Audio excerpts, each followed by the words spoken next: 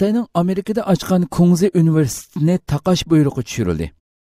20 fevral OPB to'g'ri bergan xabarda bildirilishicha, Florida shtati Cumhuriyetchilar partiyasi parlament a'zosi Mark Rubio ogohlantirib, Xitoy mablag'i bilan Amerikada selingan Kunzi universiteti Amerikaning davlat bexatarlik masalasiga chetilib qolganligi uchun taqilishi kerak dedi.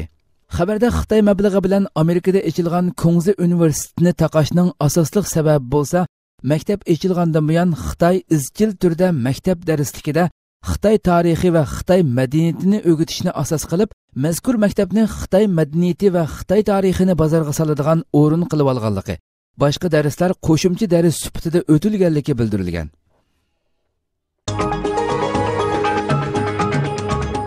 Xitoy bilan Pokiston birlashib Yohan koridoridan yo'l yasash planini tuzdi.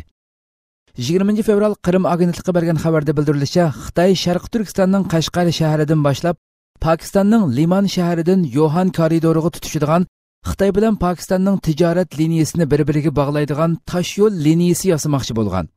Xabarda Yohan koridoridan e'landigan bu yo'l Qirg'iziston, Afg'oniston va O'rta Osiyodagi davlatlar orqali emas, balki Xitoy bilan Pokiston o'rtasida savdo aloqasi qiladigan bu yo'l orqali Pokistonni O'zbekiston, Qirg'iziston qatorliq O'rta Osiyo davlatlari bilan tutashtirishni planlaganligi bildirilgan. Dünya Uyg'ur qurultiyi rahbarlari Janva kishilik huquq va demokratiya oliy yig'iniga qatnashdi. 20 fevral Erkin Osiyo radiosi bergan xabarda bildirilishicha, Shveysariyaning Janva shahrida boshlangan 10-navbatlik Janva kishilik huquq va demokratiya oliy yig'iniga Dünya Uyg'ur qurultiyi rahbarlaridan Dünya Uyg'ur qurultiyining raisi Dulqun Aysa apandim va Karim Sharif apandilar qatnashib, Uyg'urlarning hozirgi vaziyatini tunishtirgan. Mazkur yig'inni 25 xalqaro tashkilot birlikda uyushtirgan bo'lib, 150 davlatdan 500 atrofida kishi qatnashgan. Bu yig'in Birlashgan Davlatlar Tashkiloti kishilik huquq kengashining yillik yig'ini hisoblanadi ekan. 10-navbatlik Janva kishilik huquq va demokratiya oliy yig'inining maqsadi bo'lsa, dunyodagi kishilik huquq masalasini muhokama qilish, har qaysi davlatlardagi kishilik huquq ko'rishi sababli ziyonkashliklarga uchraganlarni xotirlash va ularni qutuldirishning choralari ustida izlanish. Kishilik huquq yo'lida kurash qilib, to'kpi yaratganlarni mukofotlash qatorliq keng mazmunlarni o'z ichiga olgan. Dulqun Aysa apandi yig'in haqida bergan uchurda bu qatimqi yig'in jarayonida o'zlarining Dunyo Uyg'ur qurultiyiga vakolatan ko'plagan davlatlardan kelgan vakillarga Uyg'urlarning navbatdagi vaziyatidan ma'lumot berish fursatlari bo'ldi dedi. Yig'in davomida dunyoning har qaysi joylaridagi kishilik huquqlari dafsanda qilingan, turmalarga band qilingan kishilik huquq faoliyatchilarining tarjima holi tunishtirilgan rasm ko'rgazmasi elib berildi. Dulqun Aysa apandi mazkur fursatda Xitoy turmasiga Ilhom To'xti, Karam Abduvali, Gulmira Imin, Mehmetjon Abdullah qatorliq 4 nafar Uyg'ur mahbuslarining suratlarini bu yig'in zaliga esib, kishilarning diqqatini qo'zg'agan. Abbas BDT'ni Falastinni a'zolikqa qabul qilishga chaqirdi.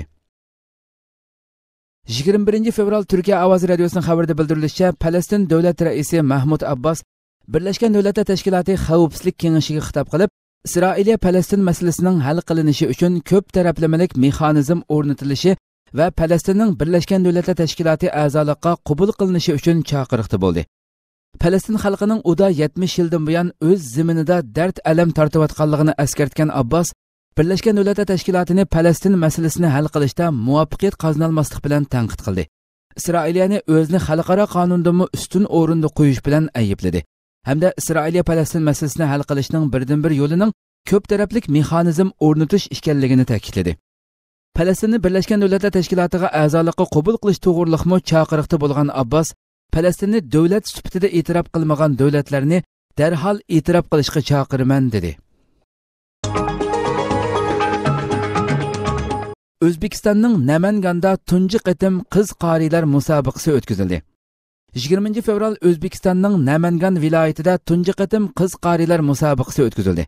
Islom Karimov hokimiyati davrida bir qator diniy cheklama, diniy ma'arifning to'sqinligiga uchrashi qatorliq zulmatlik kunlarni beshidan o'tkazgan O'zbekiston xalqi Allohning rahmati bilan hokimiyatning almashishidan keyin tunji qatim Namangan viloyatida keng ko'lamli qiz qarilar musobaqa faoliyati o'tkazdi.